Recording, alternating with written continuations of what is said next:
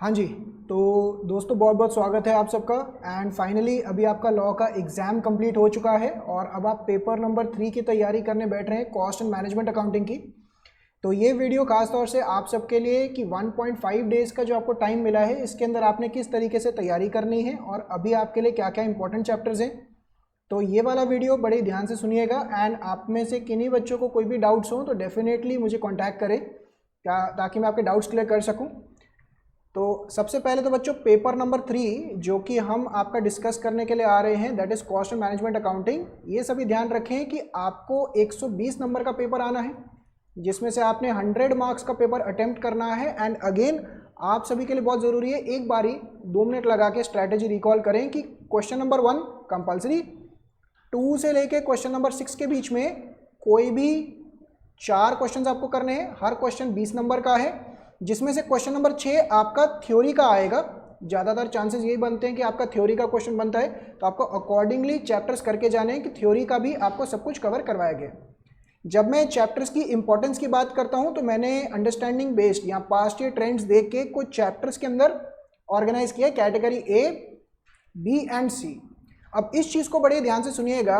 Already आपको जो भी क्लास में कंटेंट करवाया गया है, इस टाइम पे आपको सिर्फ और सिर्फ उसी को कवर करना है। इस टाइम पे कुछ भी ऐसा मत ट्राई करिएगा कि बहुत हम कुछ नया कर लें, या सबसे ज़रूरी बात, कुछ भी लिख लिख के राइटिंग प्रैक्टिस नहीं करनी इस टाइम पे।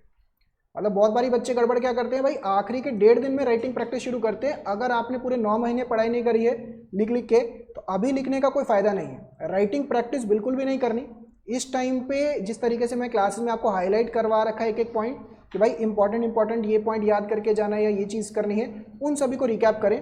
सबसे पहली प्रायोरिटी आप इस चीज़ को दीजिए कि जो आपको क्लासेस में करवाया गया है उसको रिकैप करना है। क्लासेस के अंदर जितने कॉन्सेप्ट्स, जो भी क्वेश्चंस, सबसे पहले उसकी प्रायोरिटी रखें। सेकंड पे प्रायोरिटी आएगी कि बाय चांस अगर आपने latest RTP past year question अगर नहीं देखा तो वो एंड में, मतलब पूरा रिवीजन करने के बाद एकदम एंड में इसको उठाएं, यानी कि बीच में उठा लिया। तीसरा पॉइंट मैं अगेन रिपीट कर रहा हूँ, राइटिंग प्रैक्टिस बिल्कुल भी ना करें। मतलब इस टाइम पे लिख लिख के अगर क्वेश्चन कर रहे हैं, बाई चांस टैली नहीं हुआ तो मैसअप हो जाएगा। आपको राइटिंग प्रैक्टिस ऑलरेडी हो जानी चाहिए थी। इस टाइम पे आपको ओवरव्यू लेना है कि आपको ये कॉन्सेप्ट आता नहीं आता, कोई भी डाउट्स आ रहे हैं आप मुझे ड्रॉप कर सकते हैं मैसेज। आप सबके पास मेरा नंबर है और आप सबके पास मेरा कॉन्टैक्ट अवेलेबल है। पेपर को बड़ी आराम से अटेम्प्ट करें। अगेन मैं जानता हूँ कि इस टाइम पे आप सब काफ़ी एग्जॉस्टेड भी हो सकते हैं। कई बच्चों के मैसेजेस आते हैं कि सर 2 पेपर्स हो चुके हैं, अकाउंट्स का हो गया, लॉ का हो गया, कभी कुछ आता था कुछ नहीं आता था, कुछ बच्चा डिमोटिवेटेड भी हो सकता है। बट अगेन अभी भी आपके हाथ में ग्रुप 1 के 2 पेपर्स बाकी हैं, उसको प्रॉपरली करें। आइए एक एक करके मैं डिस्कस करना शुरू करता हूँ। सबसे पहले कैटेगरी नंबर ए। अगर इसमें से देखिए मटेरियल कॉस्ट, यूजुअली मैं देखता हूँ कि 5 से 10 नंबर का आ ही रहा है। और अगेन ये थोड़ा बेसिक सा चैप्टर है, इसको आप अब कवर करेंगे, definitely important. Overhead and ABC, इसमें से एबीसी का definite 10 marker question and overhead का भी 10-5 इतने मार्कर का आता ही आता है। तो इनका एक कॉम्बो बना के रिवाइज करिएगा, ओवरहेड और एबीसी का। कॉस्ट शीट का चैप्टर 10 मार्कर डेफिनेट, मतलब ये मतलब श्योर है कि डेफिनेट आना ही आना है कॉस्ट शीट, तो इसको बड़े ढंग से करके जाएं। इसके पास्ट ईयर क्वेश्चंस देख के जाएं। इस बारी मैंने कॉन्ट्रैक्ट कॉस्टिंग को ए कैटेगरी में डाला है, क्योंकि ये वाला अटेम्प्ट लास्ट अटेम्प्ट होने वाला है जहाँ पे कॉन्ट्रैक्ट कॉस्टिंग आपके सिलेबस का पार्ट है। नेक्स्ट अटेम्प्ट से कॉन्ट्रैक्ट कॉस्टिंग आपके सिलेबस का पार्ट नहीं होगा, तो अगले अटेम्प्ट से मुझे लगता है कि नहीं आएगा। तो इस अटेम्प्ट में डेफिनेटली आईसीआई आपसे पूछेगा इसके ऊपर, तो ये इंपॉर्टेंट में डाल रहा हूँ। वैसे भी देखा जाए तो बी कैटेगरी का तो ये होता ही था। Process costing definitely 10 marker expected question है। एक आधे अटेम्प्ट में ऐसा हुआ कि 5 का था, बट अदरवाइज 10 मार्कर क्वेश्चन आ सकता है। Service sector again 10 marker. Standard and marginal, marginal तो 15-15 नंबर का भी आता है।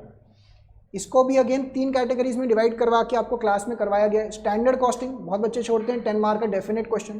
तो इन सब में से तो श्योर शॉट है कि क्वेश्चंस आएंगे ही आएंगे। आप में से कोई भी अगर चैप्टर छोड़ के जाना चाह रहा हो, या कोई चैप्टर आपको लग रहा हो कि नहीं आता है या कॉन्फिडेंस नहीं है, तो अगेन वो जो रिवीजन वीडियो, मैराथन वीडियो आपको करवाया गया था, उसके अंदर से जाके एक बार करके जरूर जाइएगा। ये ना हो कि इनमें से कुछ छूट रहा हो। फिर बी कैटेगरी में आता है बच्चों आपका लेबर कॉस्ट। हालांकि लेबर कॉस्ट को भी हम ए कैटेगरी में पुट कर सकते हैं, बट इसको मैंने बी कैटेगरी में पुट कर दिया कि ताकि कुछ आपका लोड लाइट हो सके। लेबर कॉस्टिंग डेफिनेट 5 मार्क्स का आ रहा है, कई बार 10 मार्क्स का भी। Reconciliation on end of, job and batch costing on end of, budget and budgetary control, again इसको भी मैं ए कैटेगरी में डाल सकता हूँ। अगर देखा जाए ना तो ये वाला भी ए कैटेगरी में जा सकता है कि यस बजट में से डेफिनेट क्वेश्चन है और आता ही आता है, तो इसको भी ए कैटेगरी में डाला जा सकता है, बट ताकि थोड़ा सा आप इंपॉर्टेंस के हिसाब से डिस्ट्रीब्यूट कर सके मैंने इसको बी कैटेगरी में डाल दिया, अदरवाइज इसमें से भी काफ़ी हाई प्रोबेबिलिटी है क्वेश्चन के आने की। सी कैटेगरी में बच्चों मैंने इंट्रोडक्शन का चैप्टर डाला।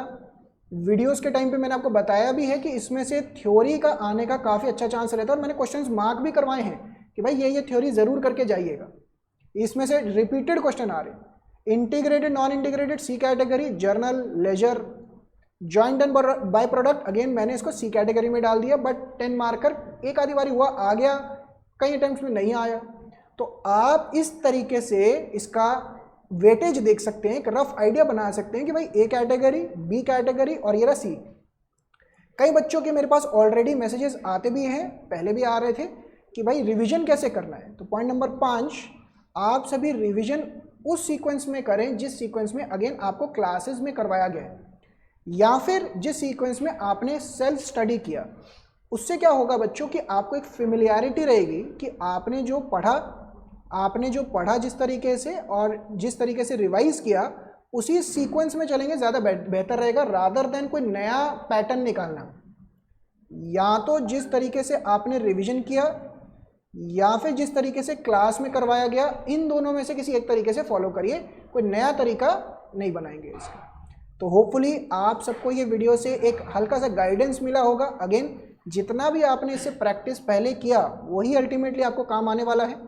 लास्ट मोमेंट पे तो ये है कि आप सिर्फ चीज़ों का ओवरव्यू लेके जा सकते हैं।